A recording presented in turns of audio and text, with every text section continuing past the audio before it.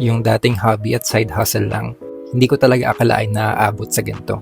Hindi naging madali, pero malapit nang magbukas ang store natin. Nagsimula lahat way back 2009.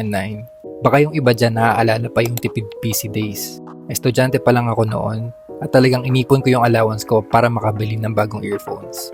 Syempre dahil limited ang budget, ni-research ko mabuti kung ano ba yung pinakasulit na kayang bilhin.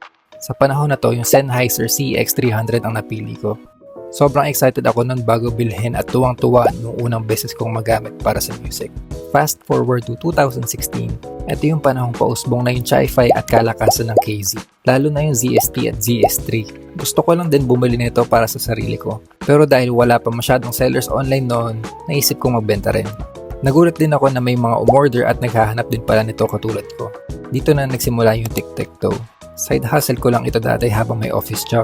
One-man team lang. Sigurado akong alam ng ibang business owners dyan kung gaano kahirap itong initial phase. Ang laking pasasalamat ko lang din na may suporta ako ng pamilya ko. Parang naging bonding pa namin noon yung pagbabalot ng items tuwing may 11/11 sale. 2019 nung nag-decide ako mag full-time sa business. Pero medyo malupit talaga yung tadhana. 1 taon pa lang at dumating na yung pandemic. Bumagsak yung sales namin ng ilang buwan. Para lang makasurvive, bumalik ako sa online freelancing. Mahirap pero unti-unti kaming nakabangon. At sa mga susunod na taon, nag-start na lumaki yung team namin. At ito na nga, halos 1 dekada na pagbebenta online at magkakaroon na tayo ng unang physical store. Siguro nadala ko rin sa tic-tac-toe yung mentality ko noong estudyante pa ako. Yung kagustuhang i-maximize yung value na naipoprovide namin sa inyo. Dahil napagdaanan ko rin ito. Nang dahil sa inyo, naging totoo na yung dating pangarap lang. Kita-kits tayo dito soon.